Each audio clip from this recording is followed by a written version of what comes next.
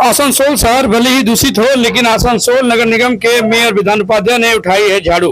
देख सकते हैं कि एक रैली के दौरान स्वच्छता अभियान के तहत आसनसोल नगर निगम के डिप्टी मेयर और मेयर ने झाड़ू लगाते हुए आसनसोल को स्वच्छ करने की तैयारी में जुट चुके हैं।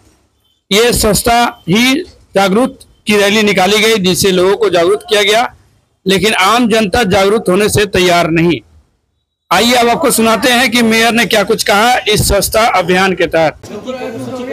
स्वच्छ ही सेवा गत 17 तारीख থেকে 2 তারিখ পর্যন্ত আগামী 2 তারিখ পর্যন্ত এই প্রোগ্রামটা চলবে, অনুষ্ঠানটা চলবে।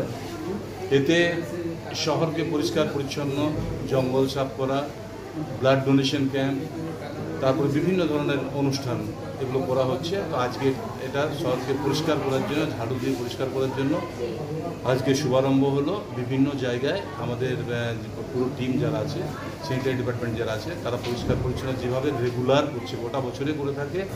বাড়িতে বাড়িতে কালেকশন, আমাদের বিভিন্ন জায়গায় যে নোংরা ফেলে রাখে সেগুলো পরিষ্কার, গাড়িতে উঠিয়ে আবার গাড়িটাকে ফেলে দেওয়া, বিভিন্ন ধরনের প্রোগ্রাম চলে।